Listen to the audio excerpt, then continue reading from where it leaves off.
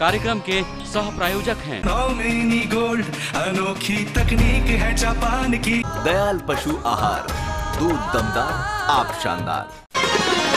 अन्नदाता, अन्नदाता, अन्नदाता, नीत तुम्हारा अन्नदाता, पग पग पर है संग तुम्हारे अन्नदाता। लहू किसानों का बन के पसीना सींचता है धरती का सीना। मेहनत का तेरी हक दिलवाने, नई तकनीक नई खोज बताने। पशुधन को गुणवान बनाना, पौध सुरक्षा को सिखलाना, खेती के सब गुर समझाने, भारत का सरताज बनाने। आठों पहर है संग तुम्हारे अन्नदाता, अन्नदाता। नमस्कार, मैं हूं श्वेता भट्टाचार्य। आप सभी दर्शकों का अन्नदाता कार्यक्रम में स्वागत करती हूं। हर रोज की तरह कार्यक्रम में हम लेकर आते हैं खेती बाड़ी से जुड़ी हुई बहुत सी लाभकारी जानकारियां। तो चलिए सबसे पहले देखते हैं क्या है विशेष आपके लिए आज के कार्यक्रम में। दूधिया मशरूम के उत्पादन पर महत्वपूर्ण जानकारी।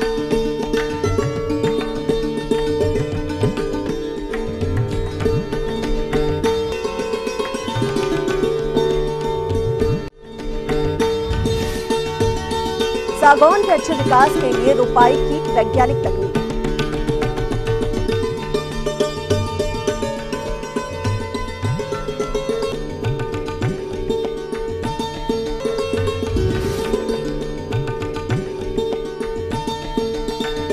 सेब के बाग में कीट और रोग नियंत्रण।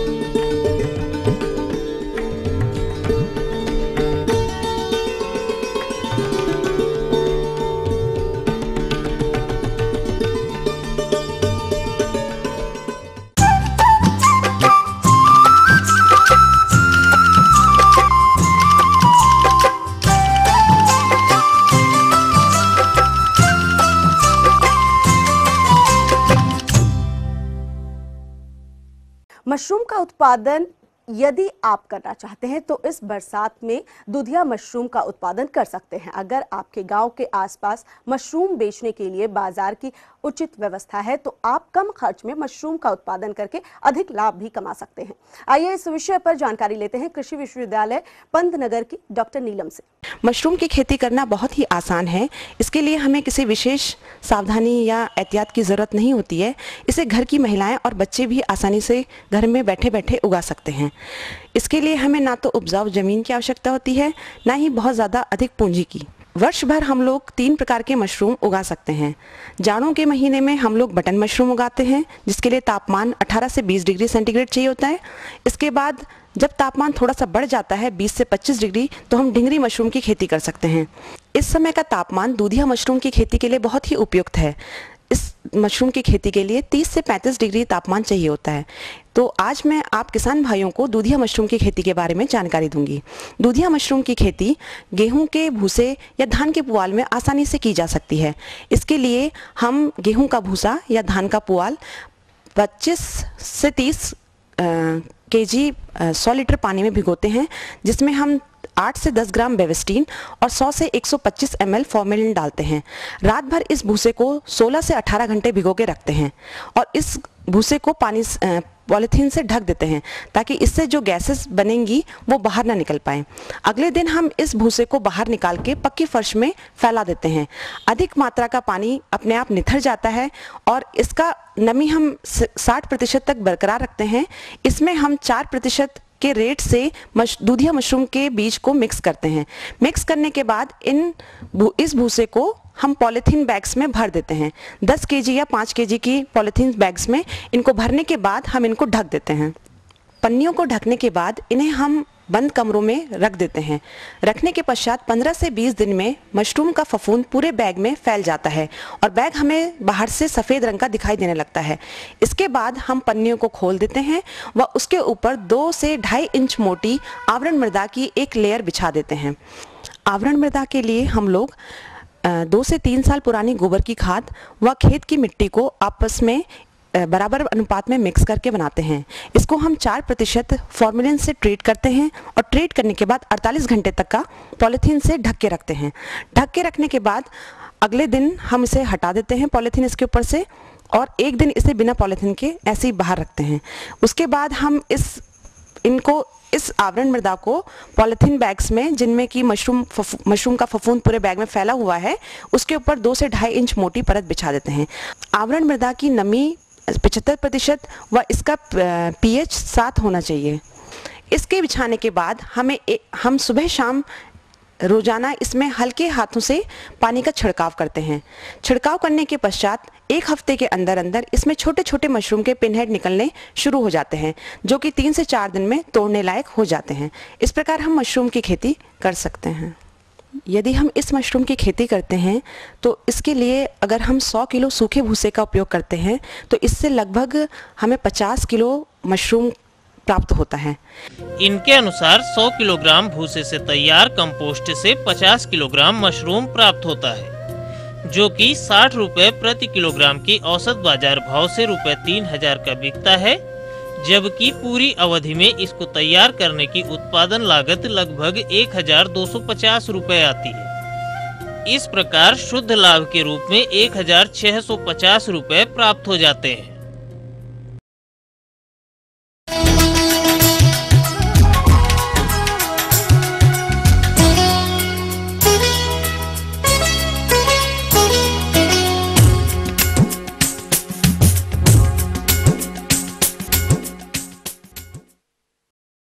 किसान भाइयों, यदि आप बड़े स्तर पर सागौन के पेड़ लगाना चाहते हैं तो उसके लिए ये समय उचित है, लेकिन आपको पौधे के चयन से लेकर रोपण के समय कुछ बातों का ध्यान रखना होगा। तो आइए इस विषय पर विस्तृत जानकारी लेते हैं BHU वाराणसी के डॉक्टर SP सिंह से। सबसे पहले हम आपको ये बताना चाहेंगे कि जो किसान भाई अपनी उपेक्षित और कृषि योग्य भूमि हो या अनुपयोगी भूमि हो, उन पर सागौन रोपण कैसे करें, कैसे उसका रेखांकन करें, इसके संदर्भ में आपको हम बताना चाहें कि देखिए, सागौन जो हमारा होता है ये 2 तरह से प्रवर्धित किया जाता है। एक बीज के माध्यम से हम करते हैं, एक हम वेजिटेटिव वानस्पतिक प्रवर्धन करते हैं उनके जड़ों के माध्यम से। जो वानस्पतिक प्रबंधन के जो पौधे हमारे हैं उनको आप चयन करें।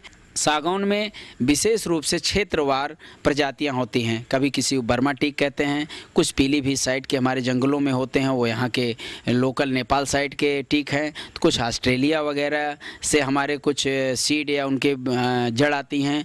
और इसी तरह से हमारा गोरखपुर जो उत्तर प्रदेश में है, वहाँ के कुछ जंगलों से कुश्मी जंगल वगैरह हैं, वहाँ से काफ़ी जो है उनके बीज प्राप्त करके लोग उसका वेजिटेटिव प्रवर्धन के लिए बीज की बुआई करके उनके जड़ों को पुनः प्रवर्धित करके बढ़ाते हैं। तो इन सब चीज़ों को अगर आप देखेंगे तो टीक एक कोई विशेष प्रजाति इसकी नहीं है, वो क्षेत्र के हिसाब से जाना जाता है। बर्मा टीक जिसमें सबसे व्यवस्थित और अच्छी बढ़वार वाला, अच्छी लकड़ी देने वाला टीक माना जाता है, तो उसका वानस्पतिक प्रबंधन करके अगर किसान अपने ज़मीन पर रोपण करते हैं तो काफ़ी उनको आने वाले समय में लकड़ी काफ़ी अच्छी रेसे वाली लाभप्रद मिलेगी, जिससे अच्छा उनको कीमत मिल सकती है। सबसे बड़ी चीज़ ये है कि सागौन लगाने के लिए आप भूमि का जब भी चयन करें तो देखें कि वहाँ पे जल जमाव न हो, ऊंचास की ज़मीन हो, ऊंचाई पर हो, और उसमें कोई खारापन न हो, चाहे वो पानी का हो और चाहे आपकी मृदा का हो। तो सागौन रोपण के लिए 1.5 से 2 फीट चौड़ा गहरा गड्ढा खोदने की ज़रूरत होती है। रही बात पौधे से पौधे की दूरी, तो अगर आप अपने क्षेत्र के प्रक्षेत्र के किनारे किनारे मेंढ के पास या भीटों पर रोपण कर रहे हैं तो 6 से 7 फीट की दूरी पर आप गड्ढे बना लें। और यदि आप बागान के रूप में कोई खाली आपका क्षेत्र है उस पर आप रोपण कर रहे हैं तो सघन रोपण के दृष्टिकोण से आप 7 से 8 फुट लाइन से लाइन की दूरी और पौधे से पौधे की दूरी 10 फुट आप रखें, तो आप देखेंगे कि एक जंगलात के रूप में, अच्छा वनीकरण के रूप में आपका जो है रोपण तैयार होने पर बगीचा आपको दिखेगा। तो इस तरह से रेखांकन इन माप के अनुरूप करके आप 1.5 से 2 फीट चौड़ा गहरा गड्ढा खोद लें। उसमें सड़ी गोबर की खाद 10 से 15 किलो 50 10 ग्राम फॉरेट, जिससे जड़ों को कोई दीमक आदि व कीट उसको नुकसान न पहुंचाए, भराई कर दें। उसके उपरांत इसका रोपण करें। देखिए, सागौन के रोपण के लिए 2 सबसे प्रमुख मौसम हैं। एक मौसम वर्तमान में चल रहा है, दूसरा मौसम इसका सुसुप्ता अवस्था, जब हम जनवरी के महीने में या फरवरी के महीने में बसंत ऋतु में भी इसका रोपण करके हम इन सीटू सिस्टम या स्वस्थानीय प्रक्रिया से भी हम रोपण कर सकते हैं। थालों की निकाई गुड़ाई पर विशेष ध्यान दें। साथ ही साथ इनके थालों की निराई गुड़ाई करने के बाद आवश्यकता पड़ने पर ही सिंचाई करें। और पौधों में 100% जीवित रहने की क्षमता होती है। यदि किसी भी तरह से पशुओं से क्षतिग्रस्त भी हो जाता है तो वह पुनः उसमें से पनप करके तैयार हो जाता है। तो ये थी कुछ उपयोगी जानकारियां। अब लेते हैं एक छोटा सा ब्रेक, जल्द लौटेंगे और कार्यक्रम में आगे है महत्वपूर्ण जानकारियां। बने रहिए हमारे साथ।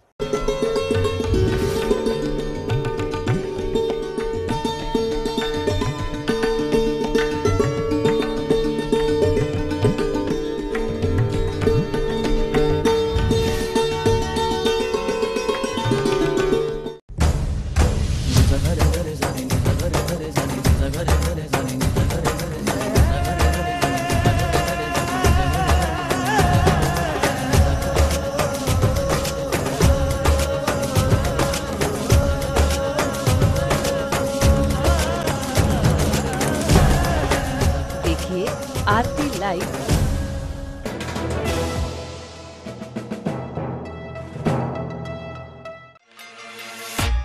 दुनिया देखी है, पर अपने देश की बात ही निराली है। अपनी संस्कृति, अपने लोग, अपना घर, ये सब देखकर ना जैसे सुकून सा मिल जाता है। ऐसे ही जब टीवी ऑन करते हैं तो क्या लखनऊ, क्या आगरा और क्या बनारस, यहाँ तो पूरा अपना यूपी ही आंखों के सामने होता है। तो भैया अपना अपना ही होता है। अपने प्रदेश की पूरी खबर, अपना यूपी, इस समय पर।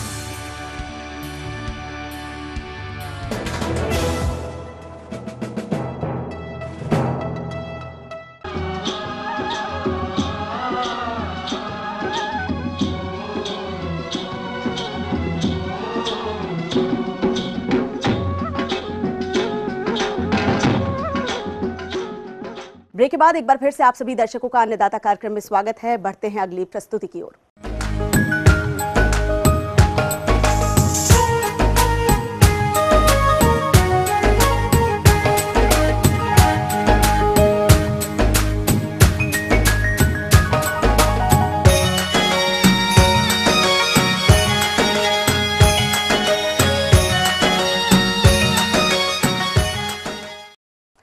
अपना उत्तराखंड यहाँ के पहाड़ी क्षेत्रों में शीतोष्ण फल, सेब, आड़ू, नाशपाती, आलू बुखारा इत्यादि के बाग व्यापक पैमाने पर देखे जा सकते हैं। यहाँ यदि सेब की बात करें तो बाग में इस वक्त सेब के फल लगे हैं, जिसकी अच्छी गुणवत्ता के लिए कीट बीमारियों के नियंत्रण पर इसे ध्यान देने की आवश्यकता होती है। तो आइए इस विषय पर जानकारी लेते हैं डॉक्टर संजीव कुमार बानियाल से।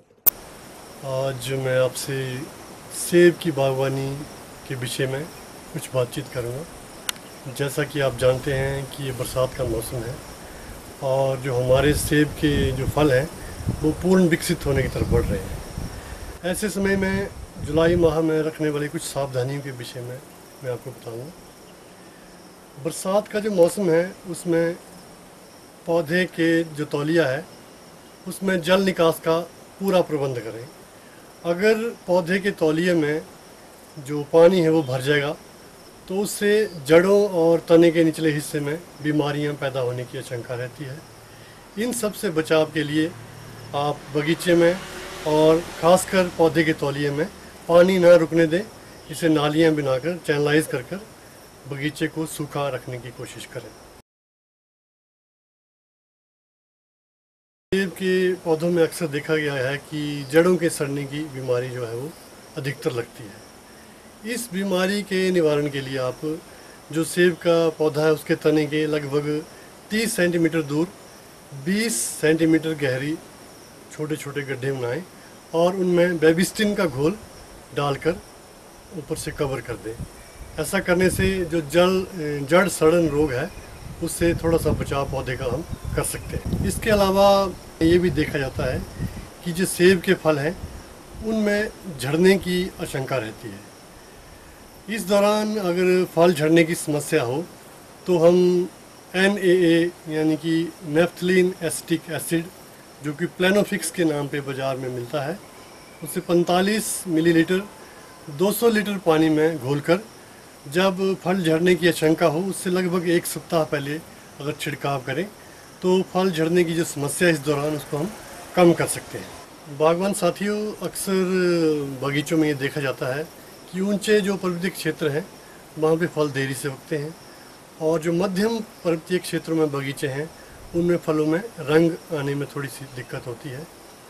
तो ऊंचे पर्वतों में सेब के फलों को जल्दी पकाने के लिए तथा मध्यवर्तीय क्षेत्रों में रंग लाने के लिए हम इथरल का छिड़काव जो है वो सेब के पौधों में कर सकते हैं। इसके लिए हम 500 से 600 मिलीलीटर इथरल 200 लीटर पानी में घोलकर छिड़काव करें तथा इस घोल में 45 मिलीलीटर प्लेनोफिक्स भी जरूर मिलाएं जिससे फल ना झड़े। इस घोल को छिड़काव करने का उचित समय है जब फलों में कुदरती तौर पर लगभग 30% जो है वो रंग विकसित हो जाए, उस समय इस घोल का छिड़काव करें जिससे कि हमारे सेब के जो फल हैं उनमें अच्छी तरह रंग विकसित हो सके।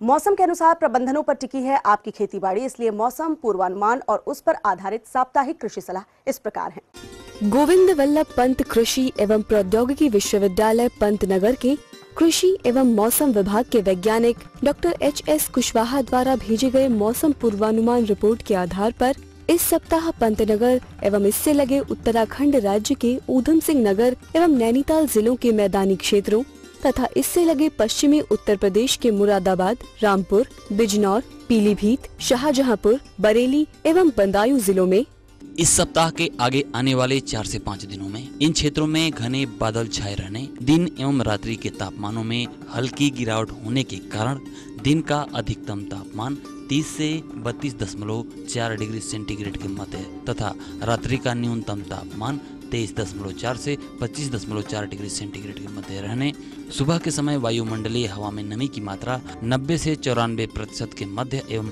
दोपहर बाद हवा में नमी की मात्रा 62 से 70% के मध्य रहने, मध्यम गति की हवा 4 से 6 किलोमीटर प्रति घंटा की औसत गति से अधिकतर पूरब उत्तर पूरब दिशा से बहने तथा इस सप्ताह के आगे 5 से 9 अगस्त के मध्य इन क्षेत्रों में मध्यम अर्थात कुल 60 मिलीमीटर बारिश होने की संभावना है। ऐसे अनुमानित मौसम में गोविंद वल्लभ पंत कृषि एवं प्रौद्योगिक विश्वविद्यालय पंतनगर के कृषि वैज्ञानिकों द्वारा इन क्षेत्रों के कृषक भाइयों को अपने खेतों में खड़ी इस मौसम की विभिन्न फसलों, फलदार वृक्षों, सब्जियों एवं अपने पालतू पशुओं में इस सप्ताह कुछ कार्यक्रमों को अपनाने की सलाह दी जाती है, जो इस प्रकार है। इन क्षेत्रों की जलवायु तथा धान की फसल की अवधि को ध्यान में रखते हुए सलाह दी जाती है कि किसान भाई इस सप्ताह से धान की रोपाई अब कदापि न करें। खाली रह गए स्थानों में पुनः रोपाई करें। उचित मृदा नमी की दशा में धान की 20 से 25 दिनों की कल्ला बनने की अवस्था की फसल में 30 किलोग्राम यूरिया का प्रति एकड़ की दर से बुरकाव करें। इस सप्ताह संभावित बारिश के मद्देनजर किसान भाई खेतों में खड़ी धान की किसी भी अवस्था की फसल में इस सप्ताह सिंचाई न करें, लेकिन जहां कम बारिश हुई हो वहां खेत में दरार बनने से पूर्व 3 इंच पानी भरकर नमी बनाए रखें। खेतों की मेड़ों एवं नालियों पर खुरपी द्वारा खरपतवारों को निकलवाएं अथवा ग्रामोक्सोन खरपतवारनाशी का मेड़ों पर छिड़काव करें, जिससे कीटों का प्रजनन रोका जा सके। खड़ी फसल में से मुख्य खरपतवारों विशेषतया सांवा, जो कि धान जैसा ही लगता है और इसकी जड़ें उथली होती हैं, को जमीन की सतह से हंसिया द्वारा काटकर खेत से बाहर निकलवा दें, जिससे फसल की अच्छी बढ़वार हो सके। ऐसे मौसम में धान की अगेती फसल में तना छेदक कीटों के लगने की संभावना है, जो कि फसल को हानि पहुंचा सकते हैं। अतः बारिश बंद होने के बाद मौसम साफ होते ही इन कीटों का 5% से अधिक प्रकोप होने पर कृषक भाई कार्टप हाइड्रोक्लोराइड 4G नामक कीटनाशक की 8 किलोग्राम मात्रा का प्रति एकड़ की दर से बुरकाव करें। साथ ही यह भी ध्यान रखें कि इस कीटनाशी को डालते समय खेत में हल्का पानी अवश्य भरा रहे। सोयाबीन की खड़ी फसल में से इस समय घने पौधों को निकाल दें तथा जल निकास की उचित व्यवस्था बनाए रखें। समय से बोई सोयाबीन की फसल इस समय 1 माह की हो गई है। यदि खेत में खरपतवार हो रहे हों तब किसान भाई हंसिया की सहायता से घास को जमीन की सतह से काटकर खेत से अलग कर दें। लेकिन यदि किसी कारणवश ऐसा न कर पाएं तब मौसम साफ होने अर्थात धूप खिलने तथा खेत में पानी सूख जाने पर 5% क्यूजोलोफॉप इथाइल नामक खरपतवारनाशी की 400 से 500 मिलीलीटर मात्रा का 250 से 300 लीटर पानी में घोल बनाकर प्रति एकड़ की दर से छिड़काव उस समय करें जब धूप खिली हो तथा हवा की गति कम हो। ऐसा करने से खेत के खरपतवार 3 दिनों के अंदर ही सूख जाएंगे तथा फसल पर कोई विपरीत प्रभाव नहीं पड़ेगा। उड़द की बुआई हेतु इस सप्ताह से अनुकूल तापमान रहने की संभावना है, अतः उड़द की बुआई के इच्छुक किसान भाई खाली खेतों में इस सप्ताह उड़द की बुआई करें। उन्नतशील प्रजातियां पंत उड़द 19, पंत उड़द 30, पंत उड़द 31, पंत उड़द 35 तथा हाल ही में विकसित पंत उड़द 6 में से किसी किस्म के प्रमाणित बीज की ही बुआई करें। तापमानों में हो रहे उतार चढ़ाव के कारण आम के पेड़ों पर ऐसे मौसम में कहीं कहीं बंधा रोग लगने की संभावना है। यदि पेड़ों पर यह दिखाई दे तब उसे काटकर जमीन में दबा दें। उचित मृदा नमी की दशा में बाग में कल्टीवेटर की सहायता से जुताई करें। सूखी एवं रोगग्रस्त टहनियों को काट दें तथा जो डालें घनी हों तथा दूसरे पौधे पर चढ़ी हों उन्हें भी काटकर अलग कर दें। साथ ही पत्तियों पर जाला बनाने वाले कीटों के नियंत्रण हेतु जालों को हंसिया से खींचकर जला दें तथा अधिक प्रकोप होने पर क्यूनाल्फास 25% तरल पदार्थ की 2 मिलीलीटर मात्रा का प्रति लीटर पानी में घोल बनाकर 10 दिन के अंतराल पर 2 बार छिड़काव करें। किसान भाई इस सप्ताह मध्यम वर्गीय फूल गोभी की पंत शुभ्रा, पूसा सिंथेटिक, पूसा गोभी 4, दीपाली आदि में से किसी किस्म की नर्सरी में उचित नमी की दशा में बुआई करें। ध्यान रखें कि नर्सरी जमीन से 6 इंच ऊंचाई पर हो। बरसात के ऐसे मौसम में दूध देने वाले पशुओं के अच्छे प्रबंधन हेतु पशुपालक भाई हरे व सूखे चारे के साथ रतिब मिश्रण भी मिलाएं। स्वच्छ पानी ही पिलाएं। पशुओं के बैठने के स्थान की नियमित सफाई करते रहें।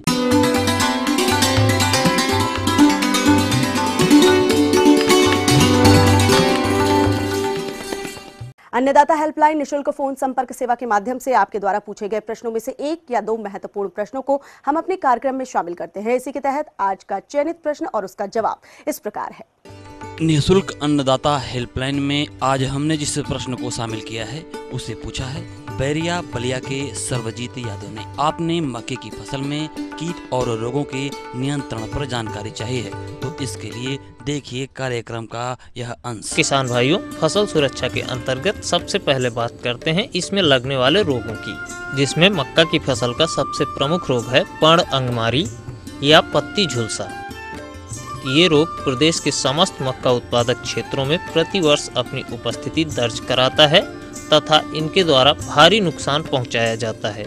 किसान भाइयों, हेलमिंथोस्पोरियम कवक द्वारा यह फसल पर पहुंचाया जाता है। सर्वप्रथम इस रोग के लक्षण पौधों की निचली पत्तियों पर अंडाकार या नाव के आकार के धब्बों के रूप में दिखाई देते हैं। इन धब्बों का रंग हरा भूरा, भूरा या भूरा हो सकता है तथा पत्तियों पर इनका आकार एवं संख्या अनिश्चित होती है।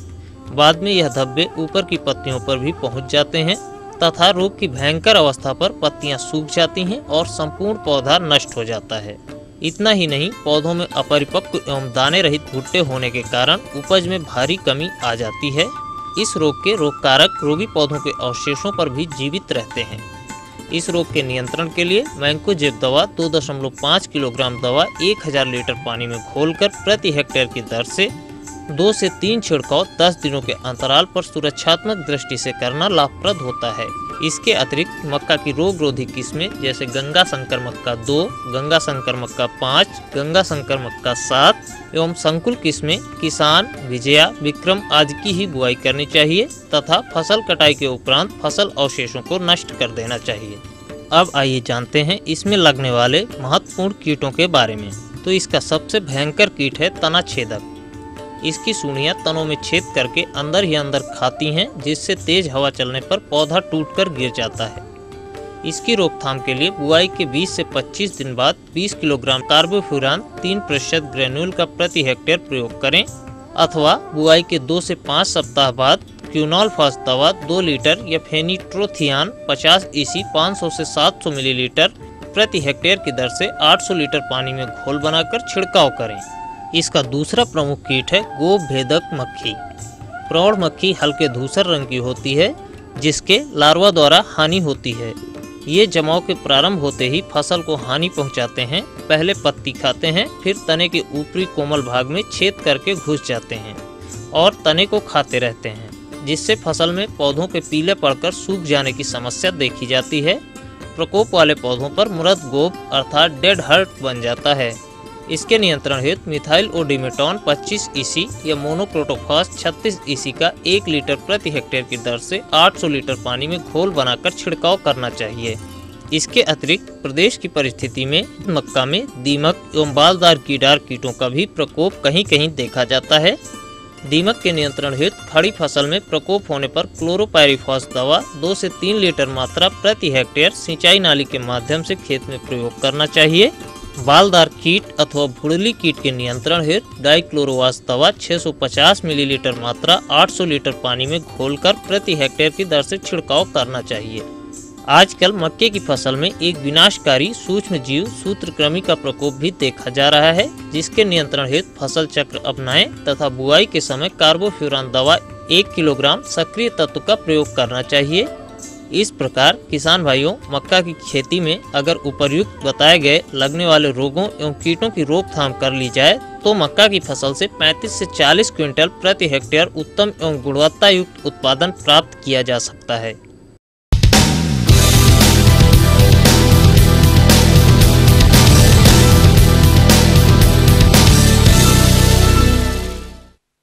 राज्य की विभिन्न मंडियों में कृषि उत्पादों के चढ़ते उतरते बाजार भाव की संक्षिप्त जानकारी इस प्रकार है।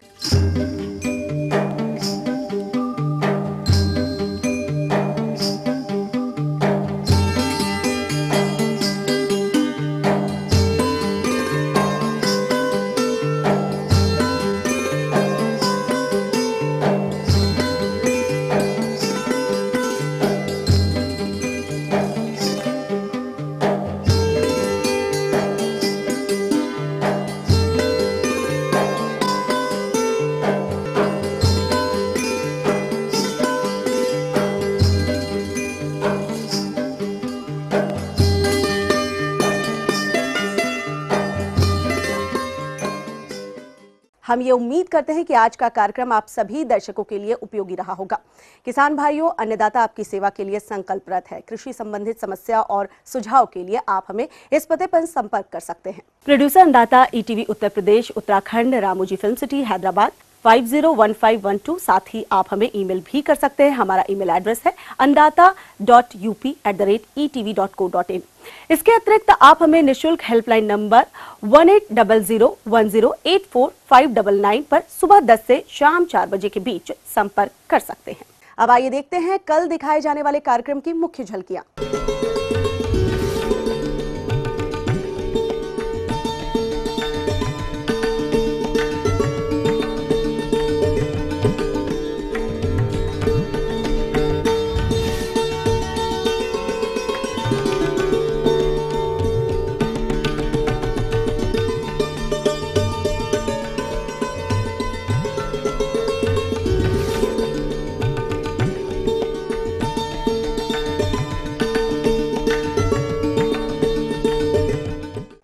फिलहाल अन्नदाता की पूरी टीम को दीजिए इजाजत। कल फिर इसी वक्त आपसे मुलाकात होगी कृषि संबंधित कुछ और रोचक जानकारियों के साथ। नमस्कार।